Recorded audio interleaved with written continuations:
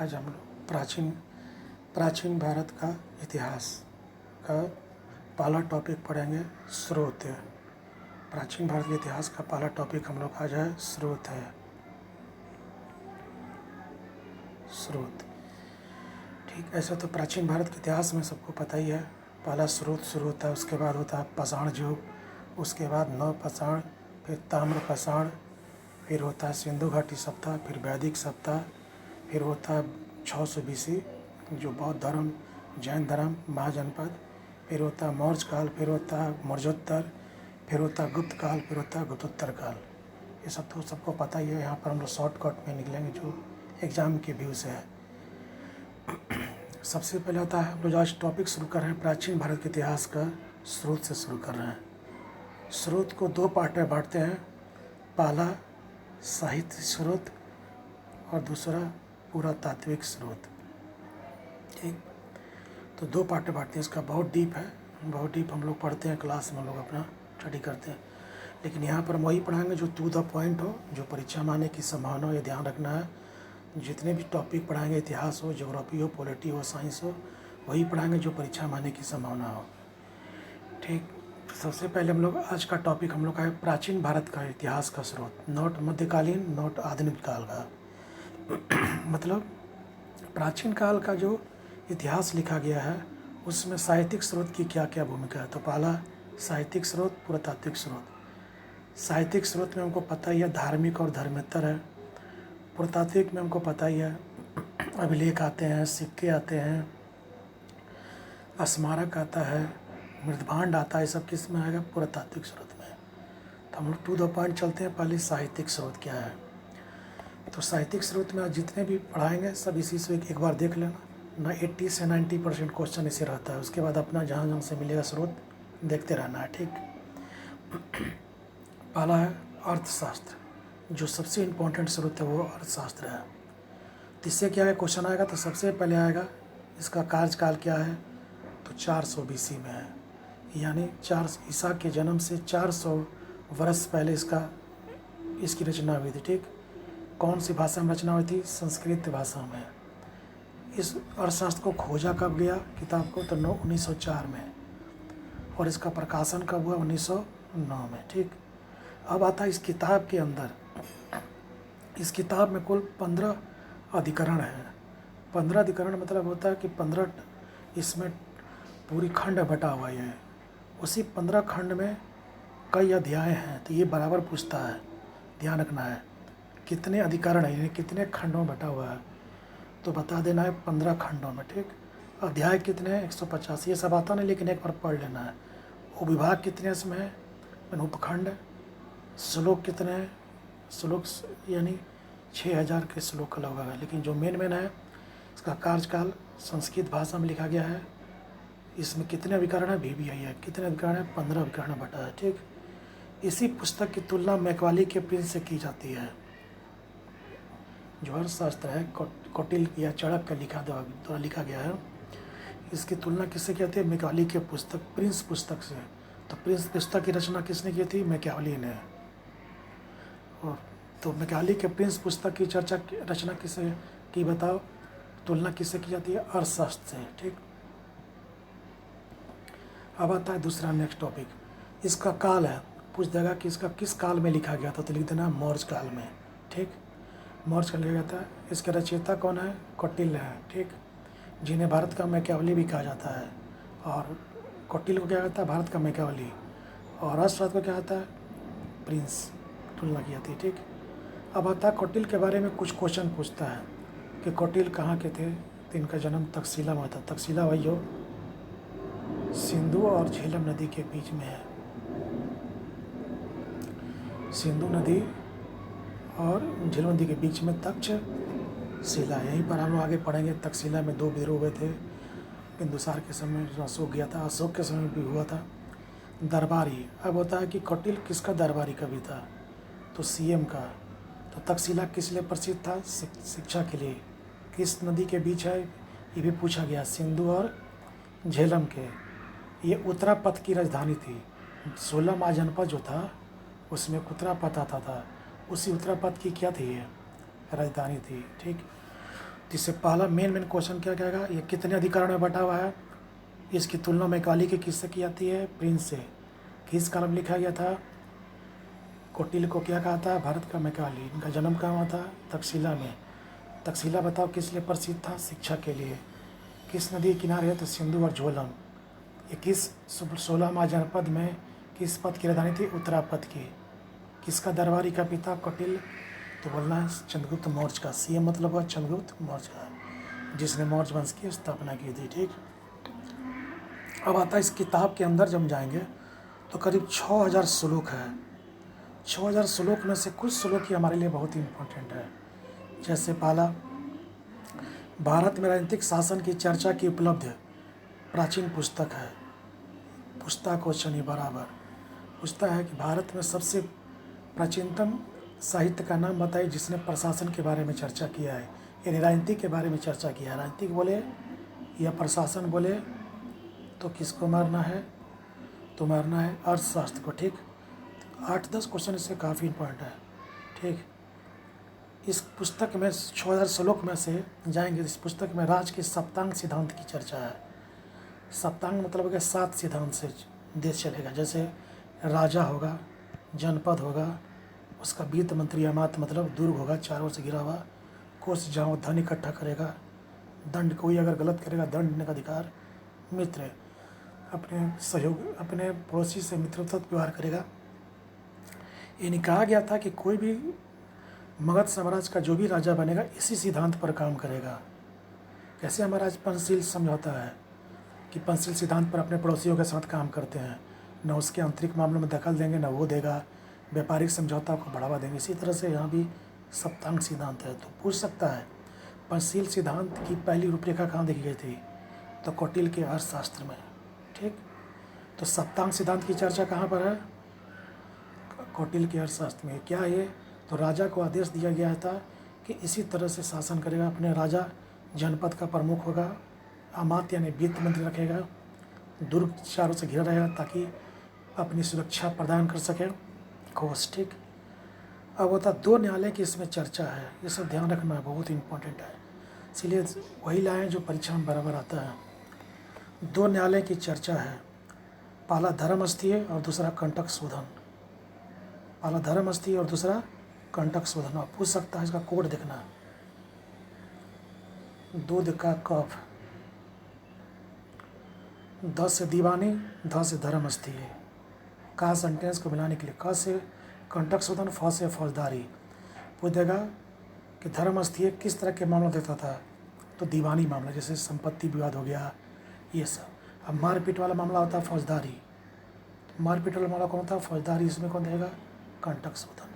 तो धर्मस्थीय और कंटक शोधन किस पुस्तक में चर्चा है, तो अर्थशास्त्र में। ठीक, अब होता है कौटिल्य ने अपने अर्थशास्त्र में 3 तरह के दंड की चर्चा किया है, अर्थदंड, शारीरिक दंड और बंधक दंड। अर्थ मतलब कोई अगर गलत करता है तो उसको पैसे लेकर के छोड़ देना, शारीरिक दंड मतलब उसे काम करवाना, बंधक मतलब उसको बंधक बना के रखना। लेकिन किसकी चर्चा नहीं करता, मृत्युदंड की चर्चा नहीं करता। ये आगे आएंगे तो मेगास्थनीज की इंडिका में इसकी चर्चा है, इंडिका में मृत्युदंड की चर्चा है। ठीक, अब होता है कहता अंतर्राष्ट्रीय सिद्धांत। अंतर्राष्ट्रीय सिद्धांत का मतलब हुआ कि जो भी हमारा पड़ोसी देश है, जैसे भी बताए थे पंचशील समझौता, उसी तरह से पड़ोसी देश है उसके साथ वो कैसा व्यवहार करना है, इसकी भी चर्चा है। वही मंडल सिद्धांत है, साम दाम दंड भेद, यानी समान व्यवहार लाकर किसी से पैसा लेकर उसको अपने मिला लेना, जो नहीं माने उसको दंड देना, भेद मतलब उसको अलग थलग कर देना। तो मंडल सिद्धांत क्या था, तो मंडल सिद्धांत मौर्य काल में एक राजा कैसे अंतर्राष्ट्रीय संबंध बनाएगा, यानी अपने पड़ोसी देश के साथ किस तरह का संबंध बना करेगा, उसकी क्या है चर्चा है। तो जितने भी इसमें हमने बताया सारे इम्पोर्टेंट हैं, एक बार रिवीजन करते हैं। अर्थ मेन कितना विकर्ण में है, 15। अर्थशास्त्र की तुलना मैकाली के प्रिंस से की जाती है। कौटिल्य बताओ, कौटिल्य कहाँ का था, तक्षशिला का था। किसके दरबार में आया था, किसका दरबारी कवि था, चौथ मौर्य का। ठीक, सिंधु मतलब पूछ सकता है तक्षशिला किस नदी के बीच में, सिंधु और झेलम। भारत में सबसे पहली बार प्रशासन या राजनीतिक बारे में उपलब्ध पुस्तक कौन है, तो कौटिल्य का अर्थशास्त्र, सप्तांग सिद्धांत एक राजा को देता है कैसे अपना शासन करना है। दो न्यायालय की चर्चा, कंटक शोधन और धर्मस्थीय। कोड क्या बताएं, दूध का कफ। ध से धर्मस्थीय, द से दीवानी मामला। दंड, कौन सा दंड की चर्चा नहीं करता है, मृत्युदंड की चर्चा। अंतर्राष्ट्रीय स्तर पर किस सिद्धांत की बात करता है, तो मंडल सिद्धांत की। ठीक, नेक्स्ट पुस्तक है राजतरंगिणी। ये 12वीं शताब्दी में रचा गया था, जो 1129 से ये बराबर पूछता है। 12वीं शताब्दी में 1129 से लेकर के लगभग 27 से लेकर 1159 के बीच है। इसके रचनाकार कौन थे, कल्हण। कल्हण जब इसको लिखा तो उसके बाद, क्योंकि इसमें प्राचीन काल के कश्मीर से लेकर लोहरा वंश के शासनकाल के इसमें पूरी चर्चा है। यानी पूरे कश्मीर के इतिहास की जानकारी देता ही है। किसका इतिहास का, कश्मीर का संपूर्ण इतिहास की जानकारी देता है। संपूर्ण इतिहास की जानकारी देता है कश्मीर का। ठीक, उस समय राजा कौन थे, जय सिंह। पूछ देगा, राजतरंगिणी जब रचित की गई थी उस समय राजा कौन थे कश्मीर का, जय सिंह। इसमें तरंगे 8 है, यानी इसको काट खंड में बांटा गया है। श्लोक कितना है, 8000। तो प्राचीन कश्मीर से लेकर करकोट वंश, उत्पल वंश, लोहरा वंश, इनकी उसमें क्या चर्चा है। एक राजा वहाँ का आएगा, शासक जैनुलुद्दीन, जिसको वहाँ का कश्मीर का अकबर भी कहा गया। इसको कश्मीर का अकबर करके पूछ जाता, जैनुलुद्दीन को कहा गया। यानी अकबर की तरह धर्म यह काफ़ी लिबरल था। ठीक, इसी का दरबारी था ज्योनराज और श्रीवर। इसी ने ये राजतरंगिणी को पूरा करवाया, ठीक ना, आगे बढ़ाया। तो कल्हड़ जो था रचनाकार, उसने इसको शुरू कराया, लेकिन आगे इसको और कौन बढ़ाया, ज्योनराज और श्रीवर ने। तो 3 राइटर का नाम रखना, कल्हड़, ज्योनराज और, तो कल्हड़ की भूमिका क्या, इसको शुरू करवाया। ज्योनराज और श्रीवर क्या था, इसको पूरा कराया। ठीक, कश्मीर का अकबर किसको कहा गया, जैनुलुद्दीन को। ठीक, राजा कौन था उस समय, जय सिंह था। ठीक, कौन शताब्दी में लिखा गया, 12वीं शताब्दी में। रचनाकार कौन था, कल्हड़। इसकी महत्वपूर्ण विशेषता क्या है, तो कश्मीर का संपूर्ण इतिहास की क्या देता है, जानकारी देता है। प्रथम शुद्ध रूप से ऐतिहासिक रचना है, मतलब पहला ऐसा किताब जिसमें इतिहास, पुरातत्व का सहारा न लेते हुए सिर्फ इतिहास पर ही, साहित्य के आधार पर इसका पूरा इतिहास लिख दिया गया है। ठीक, इसमें चर्चा है कि कश्मीर अशोक के अधीन था। यही कहता है कश्मीर अशोक के अधीन था। मौर्य काल में जब हम पढ़ेंगे तो अशोक कहता है कि मैंने सिर्फ कलिंग जीता है, तो वो इसमें एक राजतरंगिणी कहता है कि नहीं, कश्मीर अशोक के अधीन था, भले वो जीता हो या ना हो। और उसका पुत्र जौलौक शासन करता था। तो अशोक का जो पुत्र था वही जौलौक उसका शासन करता कश्मीर पर। तो ये राजतरंगिणी है। तो पहला क्या हो गया, राजतरंगिणी एक बार रिवीजन कर ले। कौन शताब्दी में, 12वीं में। इसका शुरुआत कौन किया, कल्हड़। ज्योन और श्रीवर की भूमिका क्या थी, इसको पूरा कराया। दोनों किसके थे, जैनुलुद्दीन के। जिनको क्या कहता है, कश्मीर का अकबर। कौन रहा था, जय सिंह। कितने खंडों बटा, 8। ये पूछ देगा प्रारंभिक कश्मीर से लेकर, प्राचीन काल का कश्मीर से लेकर लोहरा वंश तक इसमें शासन बसता है। पूछता है प्रथम शुद्ध रूप से ऐतिहासिक पुस्तक कौन है, तो ये राजतरंगिणी है। कश्मीर का इसमें संपूर्ण क्या इतिहास की चर्चा है। और इस पुस्तक में, इसी पुस्तक में पता चलता है कि अशोक किसके अधीन था, अशोक कश्मीर किसके अधीन था, अशोक का अधीन था। तो पूछ सकता है मौर्य काल में जब पढ़ेंगे कि किस पुस्तक से पता चलता है कि कश्मीर अशोक के अधीन था, तो क्या बोलना है, कल्हड़ का राजतरंगिणी। ठीक, नेक्स्ट इंडिका पुस्तक, ये भी काफ़ी इम्पोर्टेंट है।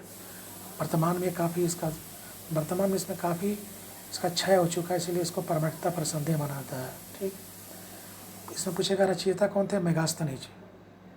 किसका राजदूत था, सेल्यूकस का, जो यूनानी राजा था। ठीक, किसकी दरबार में आया था, सीएम के दरबार, यानी चंद्रगुप्त मौर्य के दरबार में आया।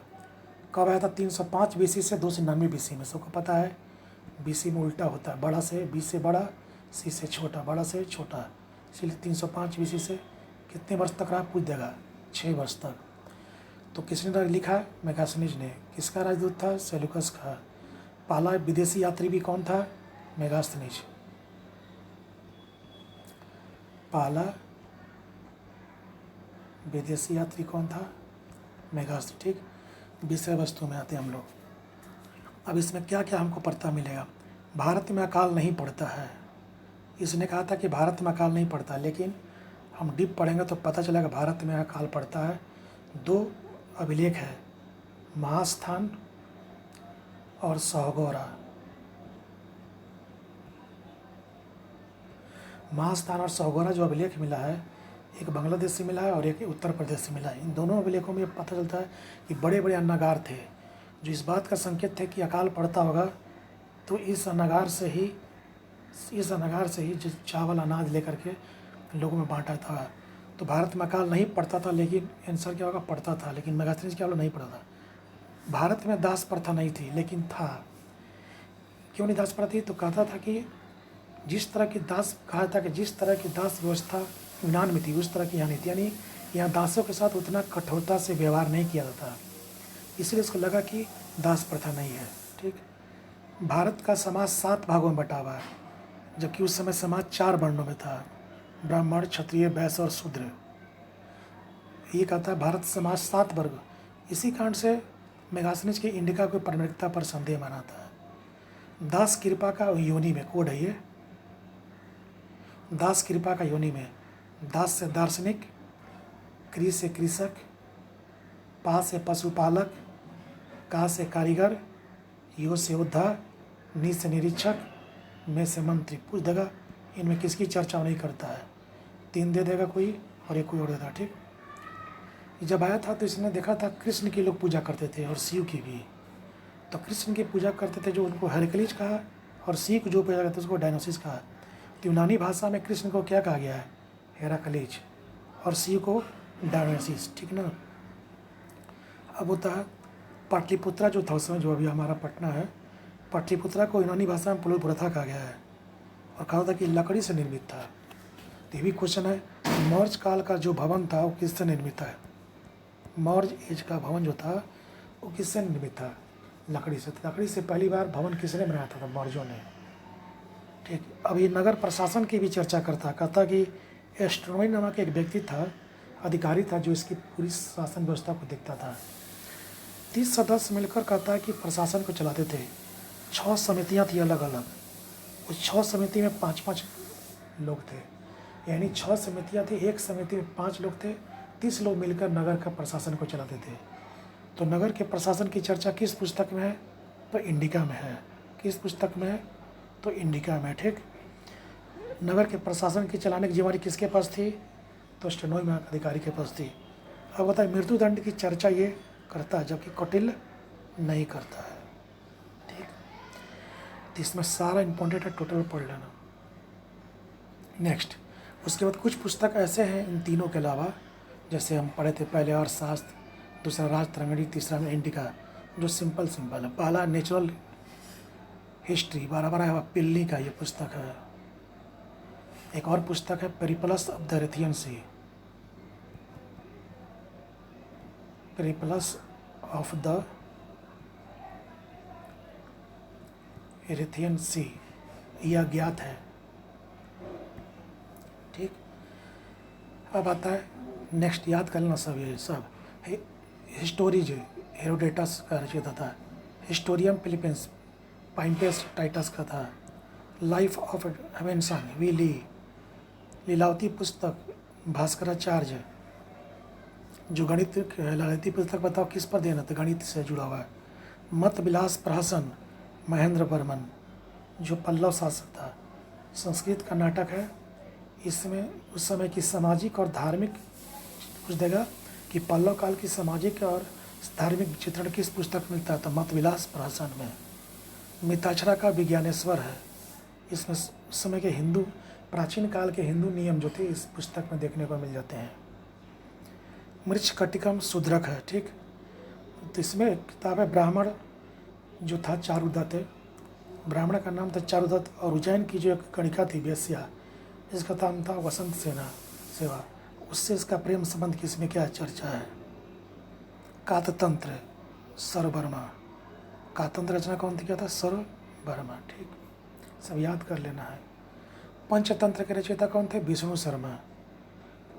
सबसे ध्यान रखना कि पूरे भारतीय प्राचीन काल में कौन सा एक ऐसा पुस्तक है जो सबसे ज़्यादा बार भाषा में उसको लिखा गया है, तो वह है पंचतंत्र, लगभग 50+ है। इसके बारे में एक और जान लो कि मुगल काल में, इसका जब मुगल काल आया था तो मुग़ल काल में इसकी फारसी भाषा में अनार सोहेली नामक पुस्तक से इसकी चर्चा किया तो दारा सिकोन है। ठीक।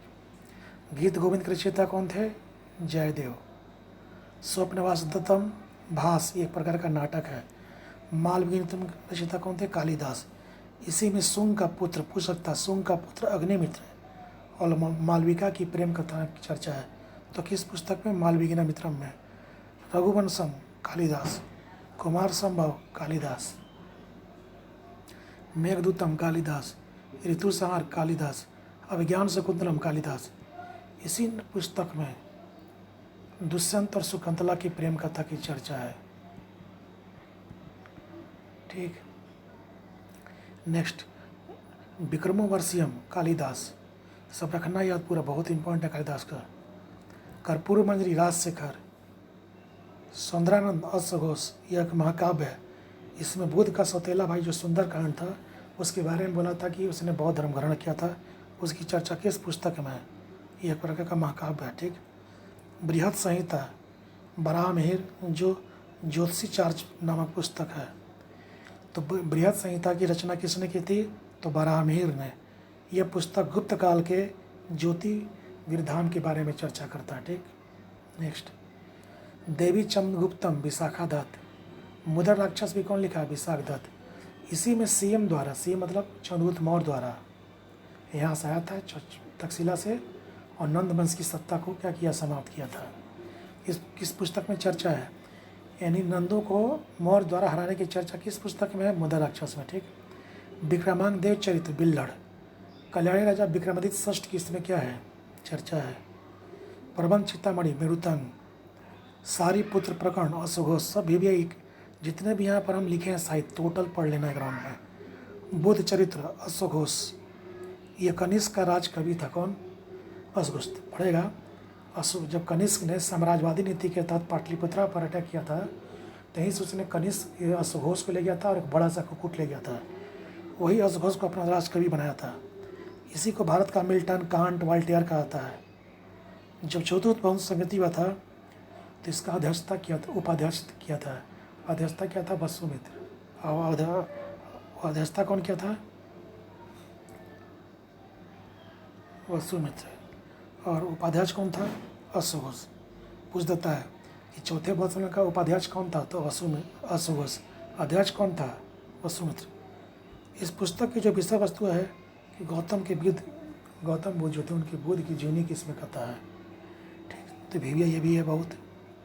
ऐसे सारे साहित्य जो लिखे हैं सब भी यही है। 8वां पंच सिद्धांतिका बारह मिहिर। ठीक। यह भी यूनानी ज्योतिष विद्या है। बृहद संहिता बारह मिहिर पुस्तक विश्वकोश है। ये इसे विश्वकोश भी कहा जाता है। प्रियदर्शिका हर्ष द्वारा रचित है, सबको पता है। इसमें वत्सराज उदयन और अंतःपुर के पढ़ने मैंने प्रेम कथा की चर्चा है। सब रटने वाला रत्नावली भी यही है। हर्ष का रचना भी है। देवदास की रचना कौन कौन है? 3 पुस्तक लिखा था उसने। लेकिन जब मेन से पढ़ो तो इस पर संदेह है। हर्ष की बढ़ा चढ़ा के उसके गरिमा को बढ़ाने के लिए कहा गया था कि 3 पुस्तक लिखा था। नागानंद भी हर्ष ने। मिलिंद पन्ना बौद्ध भिक्षु नक्सेन की चर्चा है। यह पाली ग्रंथ है, पाली भाषा में लिखा गया। ठीक। तो पूछ सकता मिलिंद पल्लव किस भाषा में लिखा गया? पाली में। इसकी रचना कौन थे? नक्सेन ने। इसी में आफ्टर मर्ज हम पढ़ेंगे। आफ्टर मर्ज में ट्रेड जब पढ़ेंगे, ट्रेड व्यापार, तो उसमें 75 प्रकार के व्यवसाय का चर्चा मिलता है, जिस बात का संकेत है कि व्यापार काफ़ी बड़ा चढ़ा था। इसी में नागसेन और बौद्ध भिक्षु नागसेन और मिनांडर के बारे में चर्चा है, वार्तालाप। इसी मिनांडर की बातों बौद्ध भिक्षु नागसेन की बातों को सुनकर मिनांडर ने बौद्ध धर्म को अपना लिया था। तो पहला यवन शासक कौन था जो बौद्ध धर्म अपनाया था? मिनांडर। किसके प्रभाव में आकर? नागसेन के प्रभाव में आकर। इसमें भी सीएम द्वारा मैंने चौथ मौर्य द्वारा नंदों को हराने की चर्चा है। ठीक। नेक्स्ट, कादम्बरी बाणभट्ट द्वारा हर्ष का दरबारी। शिशुपाल वध माघ। कीर्तार्जुनियम भारवी। नैषाद चरित श्रीहर्ष। कर्पूर मंजरी राजशेखर। अष्टाध्यायी पाणिनि। पूछ सकता है कि किस तरह ग्रंथ है? व्याकरण ग्रंथ है। 10 कुमार चरित दंडी। तोलक पीएम भीवियदम है। इसकी रचना तोलक पीएम माँ को जो र बदल देना, तोलक पीएम किस तरह ग्रंथ है? व्याकरण ग्रंथ है। एक इसी में आ जाएगा पतंजलि भी, पतंजलि का महाभाष्य। जब क्लास में आएगा तो उसमें हम बताते चलेंगे, इससे बहुत सारा छूट सकता है।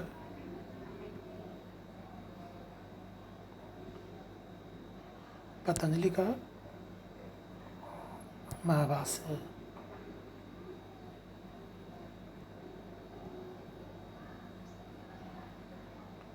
ठीक। तो पतंजलि का महाभाष्य इस उम्मीद है कि पसंद आए। और भी आगे हम सारा क्लास हिस्ट्री एंशिएंट क्लास शुरू हो चुका है। पर हफ्ते हम चेंज करेंगे विषय।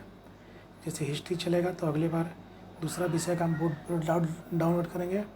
सब टॉपिक को हम धीरे धीरे डालते चलेंगे। टॉप बिहार का, ज्योग्राफी, साइंस, समय समय पर सबका। इसमें वीडियो में हम मेन पढ़ाएंगे टॉपिक, सारा टॉपिक नहीं बताएंगे, जो मेन है, जो इससे आने की पूरी संभावना है, ताकि हम लोग आसानी से कवर कर सकें। ठीक, उम्मीद है शेयर, वीडियो देखो तो शेयर करते चलो, सब्सक्राइब भी करो ताकि हमारा मनोबल बढ़े। ठीक है, थैंक यू, धन्यवाद।